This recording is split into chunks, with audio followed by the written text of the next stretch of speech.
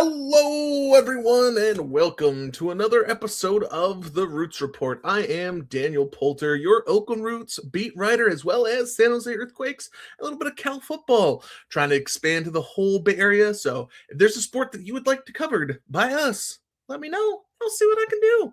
But the Oakland Roots, they had some Prinx Tires Cup action. Isn't that thrilling? But as much as it appeared I cared about the Prinx Cup, the Roots did not. They could say that they did play some starters. It wasn't all youth movement like they've done in the past, like last year against Spokane or versus Tacoma. But you don't start the defending Golden Boot winner, and Wolfgang Prentice has arguably been your best player this season. And he starts on the bench. The Roots cared about this game. This game was the Prinx Tires Cup. Everything, a hope, a chance. But it was a 1-0 defeat at the Oakland Coliseum. I believe that's 2 games in a row at the Oakland Coliseum that the Oakland Roots have lost to the Sacramento Republic. Will I say Republics a couple times in this 40-minute-ish podcast? Maybe. I'm sorry, Sacramento fans, if there's any of them listening. I will try and say Republic, but it just makes sense to say Republics because everything else has a s on the end of it. But that's besides the point. I am your local Oakland Roots beat writer, Daniel Poulter. And let me make sure that I can hit this up with a little bit of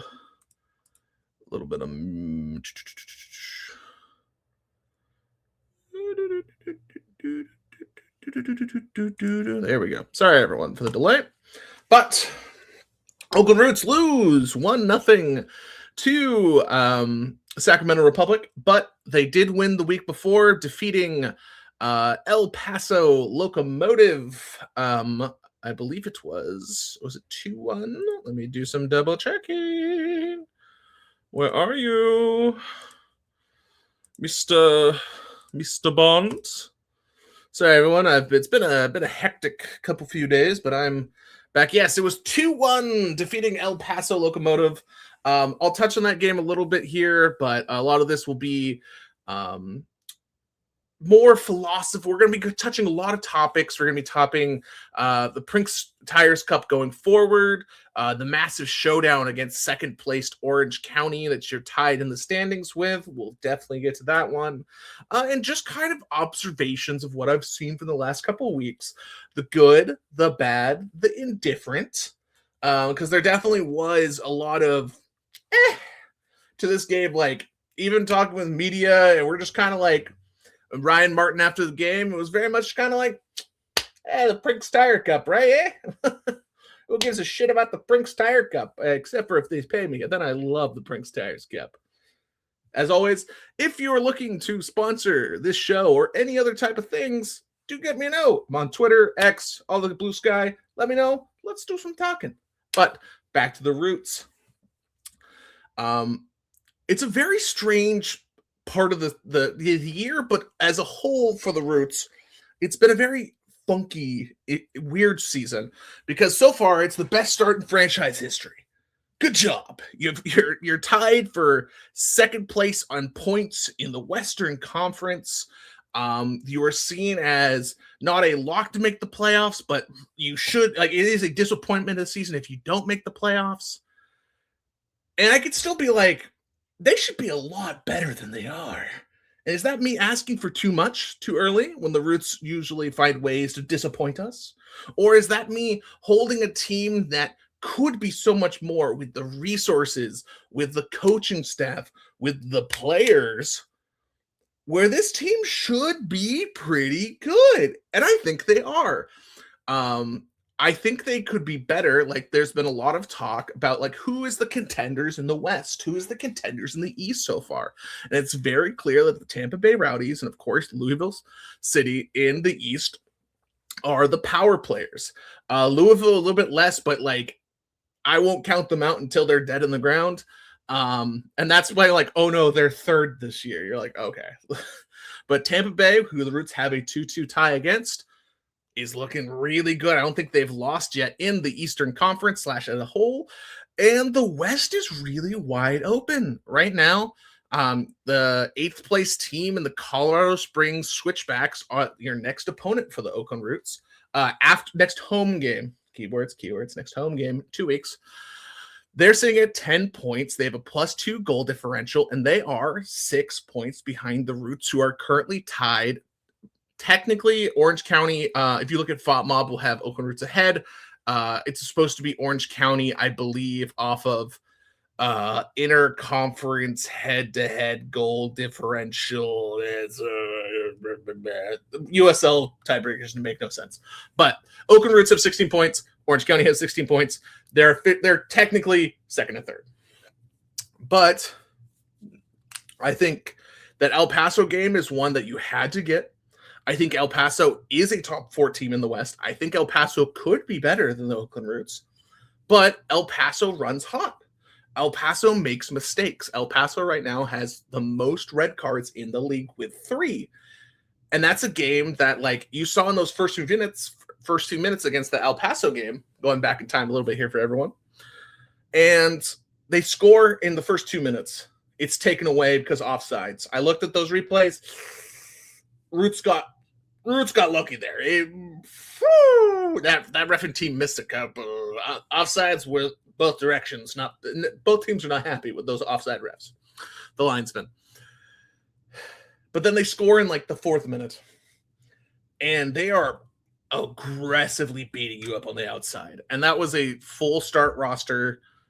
Yes, is the back line still kind of hodgepodge and put together and just a funky amalgamation of just parts, and you're just hoping that eventually you either are able to bring someone in or David Garcia comes back probably in, I would say, July. Don't expect him anytime soon. We got word on Mark Fisher. He's getting closer, which probably means I would say about 3 weeks. We don't have a direct timetable. They're being a little loosey-goosey when it comes to that type of stuff. But overall, the Roots have been playing well in league. We'll get to the Prinx Tires Cup because currently the Roots are the only team to really, I would say, fall to Monterey Bay. We'll talk about it. But look at the Western Conference. You have beaten FC Tulsa. You have tied with FC Tulsa. Let me make sure that's not me lying to everyone.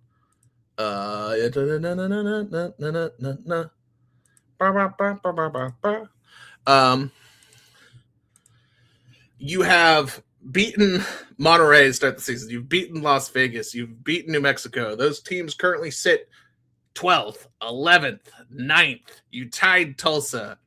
You tied Phoenix, who's now 5th, a respectable 5th.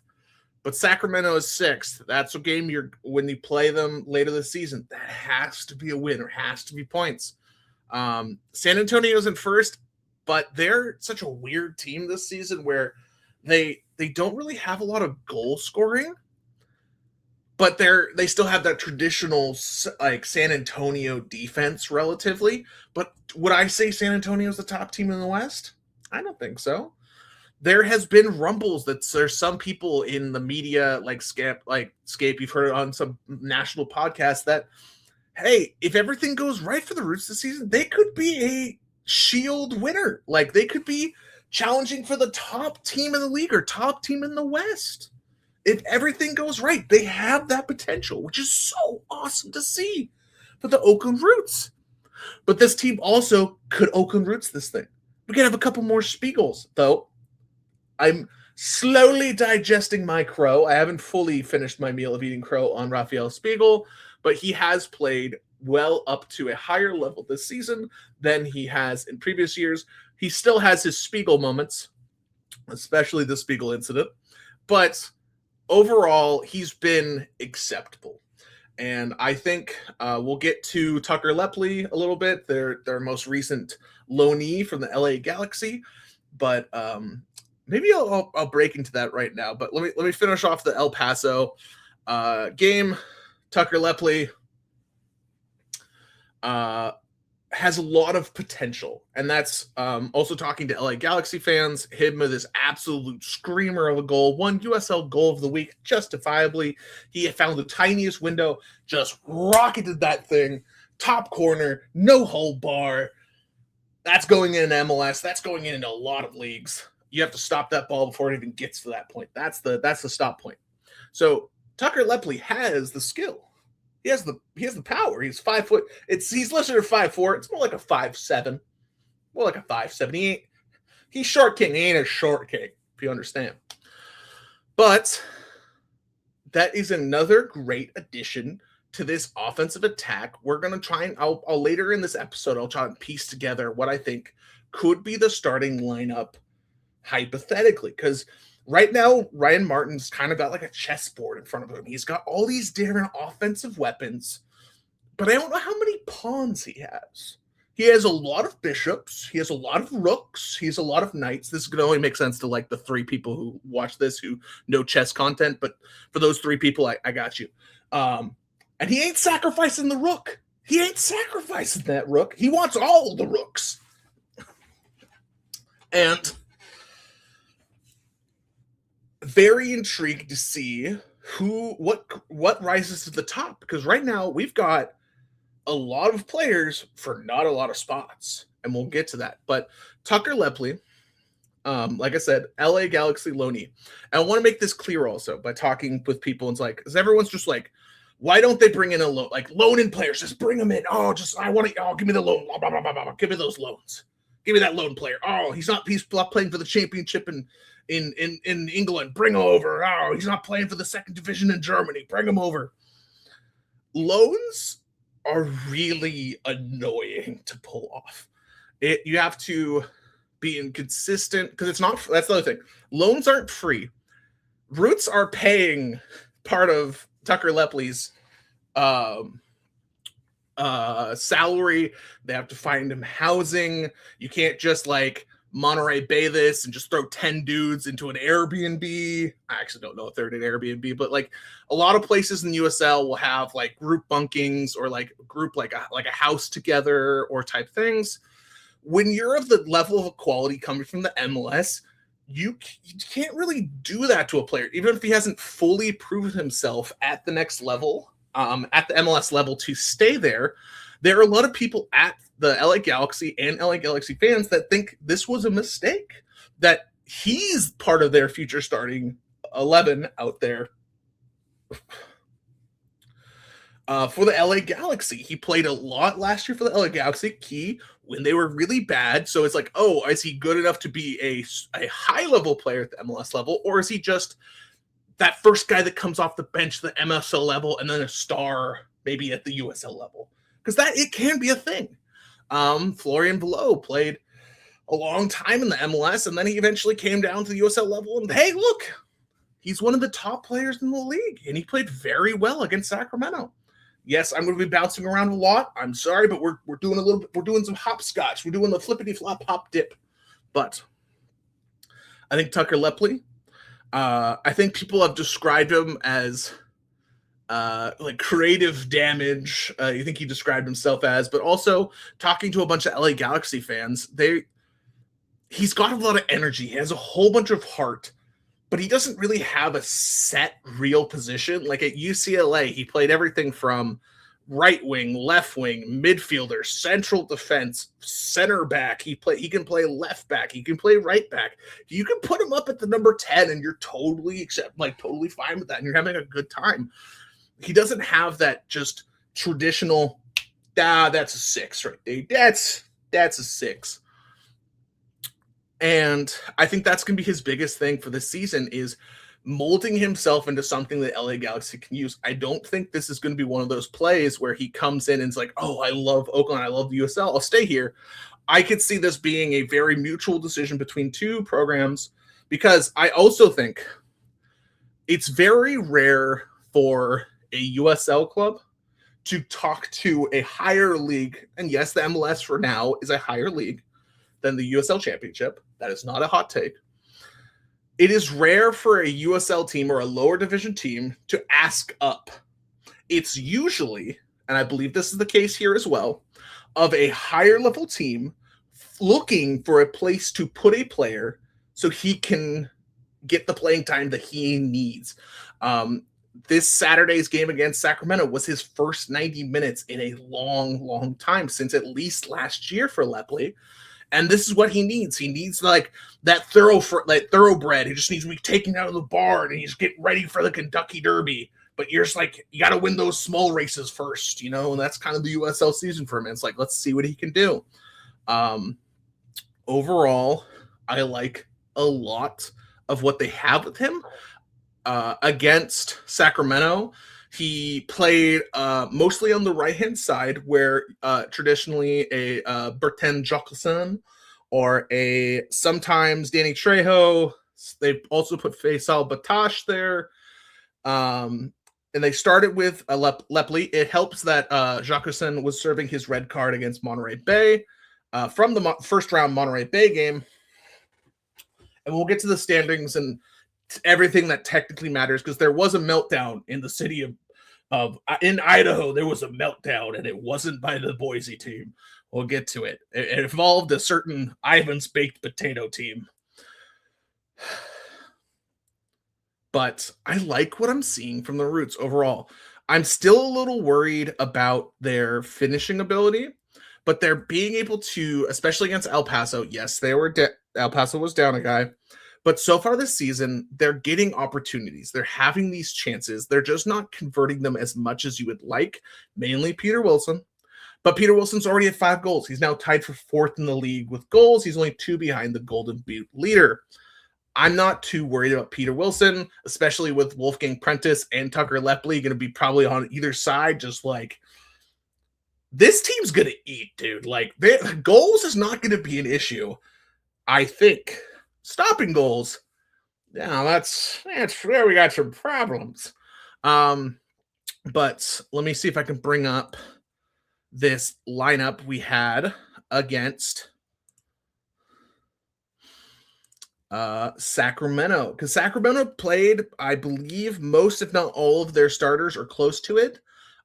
Sacramento wanted this game, and it showed, but that doesn't mean that they were necessarily the better team, because they struggled on offense too. Both these teams, their midfielders did relatively well. We'll get to the newborn deer, but overall, the midfields were okay. I would say Sacramento's was better, but both sides fumbled when they got to the box. There was just not a lot of shots on goal. Yes, they scored. Malongo scored a very beautiful goal. I'm not going to hold that against Kendall McIntosh. Yes, is it another case of Kendall giving up a deep shot goal, which turned into a pseudo worldie? Yeah. But if you told me before this game against Sacramento that they scored 1 goal, and I would take that. This team is built, though, this Oakland Roots team is built to score 3 goals and 2 goals. And if you let in 1, so be it. I don't expect this team to have many clean sheets until at least they're at full strength. Right now, they're still playing a little bit of just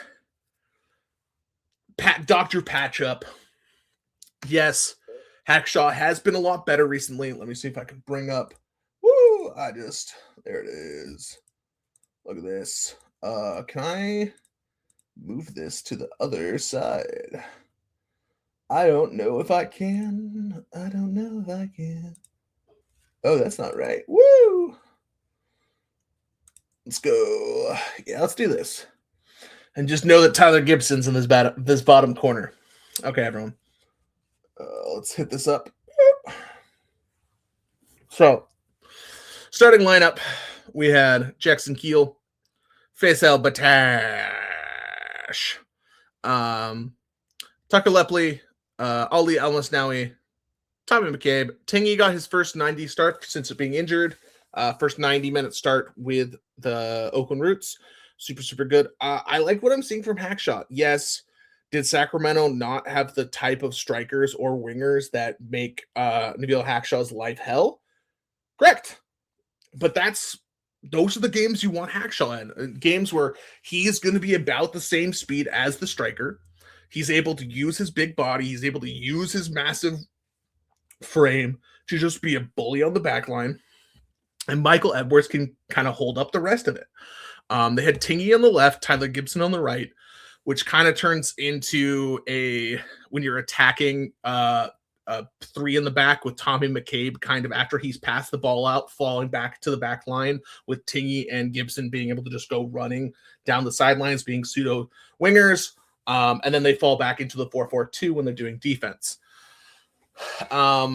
Overall, this was a very strange game, mainly because it all depends on how much you care about the Prinx Tires USL Cup.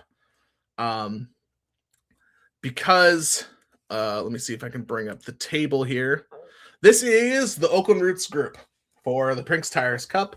There's 2 games left in this tournament, and it's how it works is there's 4 games in each group. You play not everyone in your group, but you play a select amount, and then the top team go through to the bracket stage and 1 second place team. So the highest point second total team, which is almost guaranteed to be 9 points.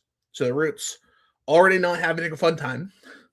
But as you can see here, the Oakland Roots, after their penalty kick draw loss, which I guess is the technical correct, they did not lose to Monterey Bay.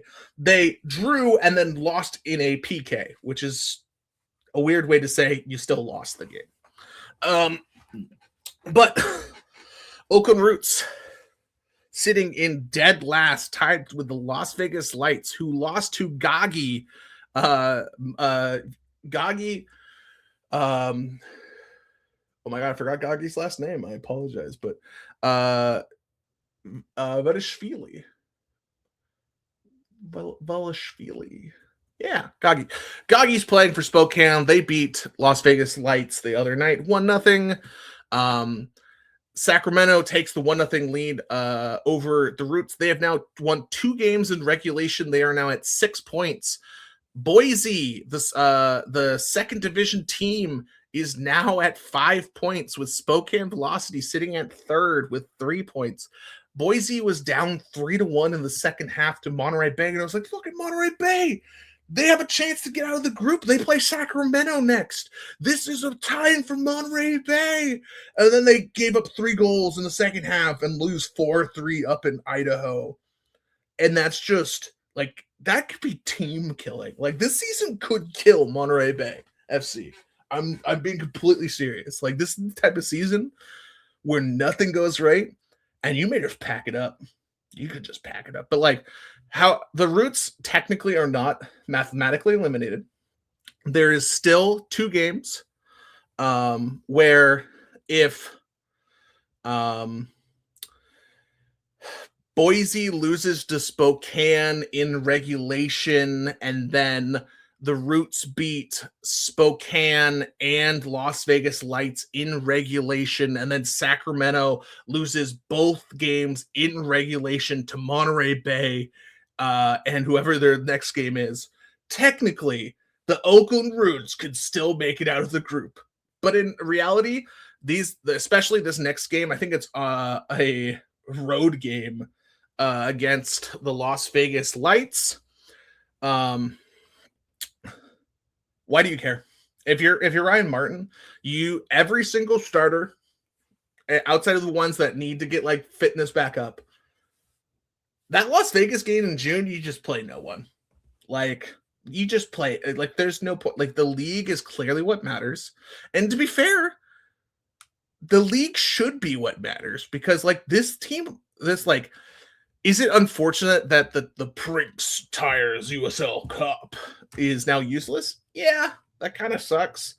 Especially just because like you want to see them bring in some hardware. You want to see them do well. You want to see them go. Like, who doesn't want to see high energy games at the Coliseum? I want to see that place packed, and we're gonna get to that. That's maybe my ending point is. I ain't happy with to be fair, both sides, but we'll talk about attendance later. But like, if you look at these things, like, Even Sporting Jacks beat Saspatota Paradise. Like, this is the time for the Roots to just beat up on people. And that should be the case. Yes, is Sacramento really good? Yes. Are you playing at home and should probably be doing better than that? Also, yes.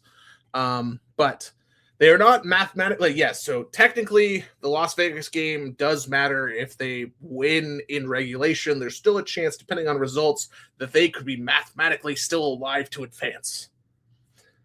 I just don't think you should care or anything when it comes to, and this is me speaking as the organization. I really just don't think they will put a lot of effort into it. I think you'll see a lot of 5-1-10 kids. I think there's a good chance next time they go to Las Vegas, you'll see Charlie Wax, the 16-year-old who made his professional debut. And he looks pretty decent. Like, a lot of his tape looks a lot older than he is. He's only a 16-year-old. He's a sophomore at Bishop O'Dowd, Oakland native. Oakland grew up, I believe, at least. And he is one of the top players for his age group in the country. I truly think that he could have a role on this team. Probably not this year. I would expect the next 2 Prinx Tires Cup games to feature him heavily, and just a lot of 5-1-0 kids. He was in their 5-1-0 feeder program, but a lot of teams, like I know, like San Jose and down south in the couple MLS academies down south were really looking at him. Like, that was one of those things where, like, the Roots need to lock him down or he's going to bounce out. Not that he was making that decision, but that's definitely, like, they made sure to keep their own in-house. Super, super important. Let me see if I can bring up some more stuff here. But the Oakland Roots, good old Oakland Roots. Overall, I am worried a little bit about Tommy McCabe just because they are, like, he is, let me double check the age. He's 28. He's in his physical prime. He is the professor. He is the engine. He is the man who will take this team to the playoffs. I just worry when September comes that, like, he could be just run down because he has not missed a single second. The man loves the Prinx Tires USL Cup. He's big on that. But overall, I loved what I saw from Nabil Hackshaw. Edwards was able to basically just, like, monitor him. Gibson gave up so much heart on his right side there. I really liked what we saw from Gibson overall. I don't think he is the at the end of the season who you want to be starting at right back, but I think if he comes in late in games to kind of just hunker down everything, you're probably pretty okay with that. I think Tingy overall is pretty great. Florian Velo is a weird one, where Florian Velo is talented. He is a good distributor. He does amazing, accurate passes. He works very well with the connective tissue between him and Tommy McCabe in the back line. He's able to kind of be the connective tissue that moves that central midfield around. But him and Danny Trejo still have 0 goals and 0 assists. And I think he led the league, or at least led Loudon last year with, I believe, 8 assists. And we haven't seen a lot of that. He had the most shots on goal. He had the most shots in total in this game. I think he was kind of stepping up a little bit for Peter Wilson being out for half the game. They did not start Peter Wilson or Wolfgang, and that's understandable, seeing that it is the Prinx Tires Cup. Faisal Batash and Jackson Keel were both pretty okay. There wasn't any, like, great flashes from either of them. But I think that's also because Sacramento's defense and their midfield was just kind of locking down any opportunity. Like, Sacramento just kind of put up a defensive net and said, we ain't giving you anything easy. If you can make it hard, go. Like, if you can make, like, the opportunities be a challenge for us, go for it. But we're just gonna. And they just stopped everything. So especially, like, Jackson Keel, I think. I would not be surprised. This could be a hot take. If next season, if Peter Wilson gets nabbed by someone or heads back to Europe or anything like that, Jackson Keel is a Ryan Martin type of player. He's very, very smart. He's just kind of out of Stanford. He's another, like, this is what I've been told, like, from multiple people from behind the scenes, is like, this is the smartest team they've ever had. There's so many people with high level college degrees, like the brain power of this team is super, super high, which is a really good thing to have. Like, it's one of those things where this team has so many, like, let me see if I can pull it down. Like, people who didn't play, I didn't start: Julian Bravo, Jesus De Vicente, Wolfgang, Danny Trejo, Peter Wilson, did not start this game. And you could argue, like, besides Wolfgang and Peter Wilson, which go into the Jackson Keel / we'll figure it out. And we also didn't have Babosi Bayarunga, just to confirm from my sources / talking to Ryan Martin. Just a rest day. He had like some nicks from the game against El Paso, but Babosi had been playing probably his worst couple games over the last couple weeks. Was not too shocking to me, especially with Ali Almasnawi not having basically played at all this season. You just give Babosi a full rest day. Don't even worry about it. Let him see if it's just a fatigue thing, because they have been playing a lot of games in rapid succession, and he also coming back from the Africans Cup, playing for his country. He just hasn't had a break. And maybe this week will be a good time, because he was playing really, really well to start the year. We really loved seeing that Tommy McCabe-Babosi midfield. But this is a time period where jobs can be won and lost, especially upcoming in these next few games. I still don't really, I'm not sure what the difference is between this year and last year for Ali. It could be just that he's too maybe wild in his youth, because I think he's still, let me double check. I think he's 21. Like, he's a 21 kid who just signed his professional contract last year. But I also have to stress this. And I fall into this trap as well. I'm used to other sports where, like, oh, a youngster is like 24, 25. Like, that's a veteran almost. That's like entering your prime. That is like, Ali is still, I would consider, a kid. But at a certain point, you gotta see or know, is he this level or not? Because he was really good last year. This year he's been one of my biggest disappointments, just frankly. And yes, does that come from playing time? Maybe. But it also, when he does get playing times, it's not controlled. There's talent, but it feels like it's kind of like a tropical storm trying to become a hurricane, where it just kind of violently goes, oh, does things where you're like, no, just pass the ball back to Tommy McCabe and then go and make the triangle. Go. Ryan Martin seems to have a tendency to trust veterans, which is not the worst idea, but like, he'll go with a less athletic player. Looking at you, Tyler Gibson. No offense, but he is, I think, a 35-year-old in the USL. That is a veteran. But he'll trust him over putting Ali on the right side. Like, yes, is Ali a more athletic? You could argue a better player. But he hasn't shown the calmness, I think, that has gotten, and I don't have any sourcing on that one. That one's just from the gut. But I'm very intrigued to see what they do, especially if Tucker, because later in the game, and it could have also been because they were doing some weird substitution stuff, Oakland kind of was, they prioritized getting the 16-year-old's debut, I think, over winning the game a little bit. But they, before they had made that move, they had moved Tucker Lepley from the right side to the middle with McCabe, right where that Babosi spot usually is.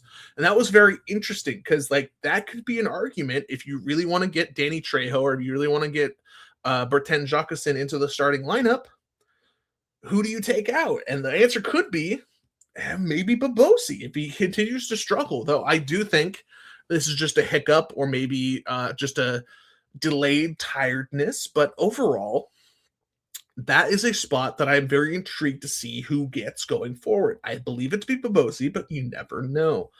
Other things to keep in mind, with Peter Wilson up top. Danny Trejo hit the post. He was one of the only people to actually have a real scoring opportunity because Vitatello just he could have just popped up a tent back there. He didn't really have to do really anything, which is concerning because Sacramento is a team you will be like right now. I could very confidently say the Oakland Roots should be a playoff team. They are good enough. They have the talent. They have the coaching. They should be a playoff team. What I cannot confirm to you yet, in my own confirmation or not, is if they're a home playoff team. Because could you imagine if Oakland Roots are the 4 seed and Sacramento's the 5 seed? You get 30,000 inside that stadium and you have a playoff game against Sacramento Republic. Oh, woo! That's one second.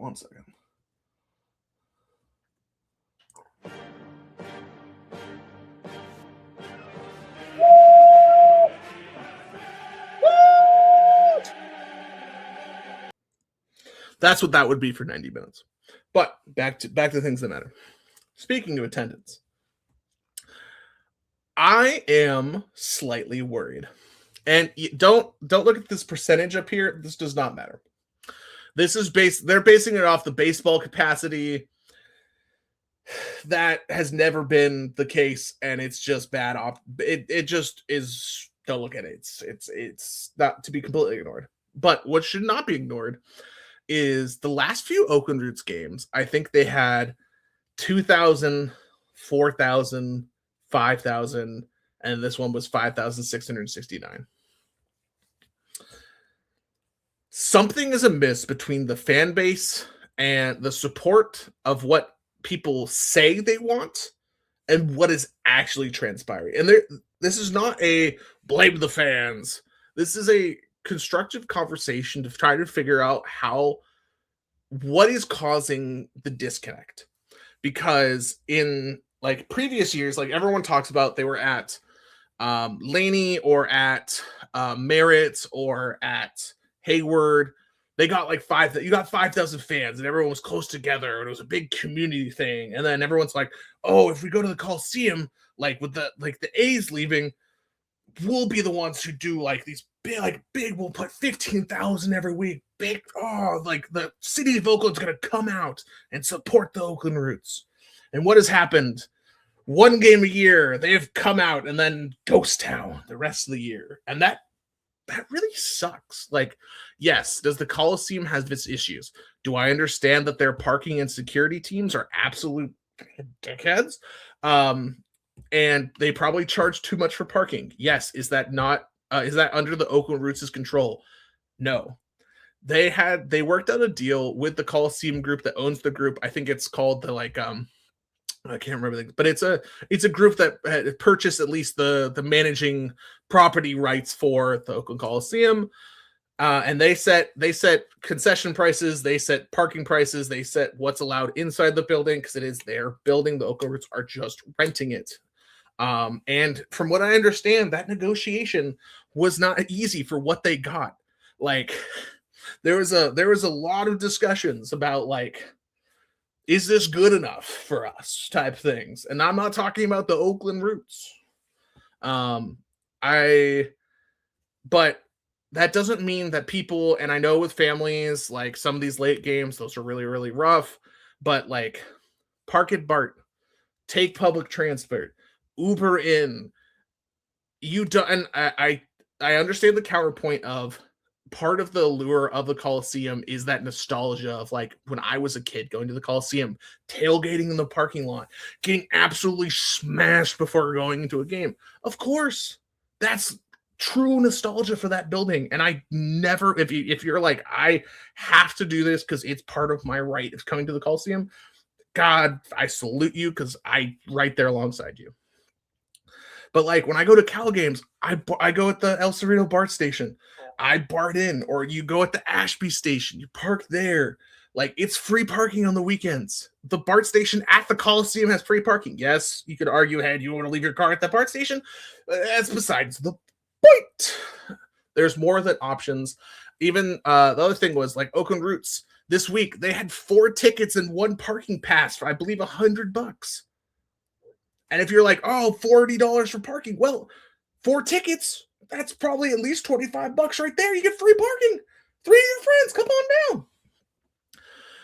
I truly believe that the actual paid customer number is way lower than 5,667. In my opinion, I think a lot of that is great outreach by the Roots when it comes to student tickets or local soccer groups and a whole bunch of things. But if you're the like, this team is tied for second in the West, and we're a fourth or almost a third way through the USL season.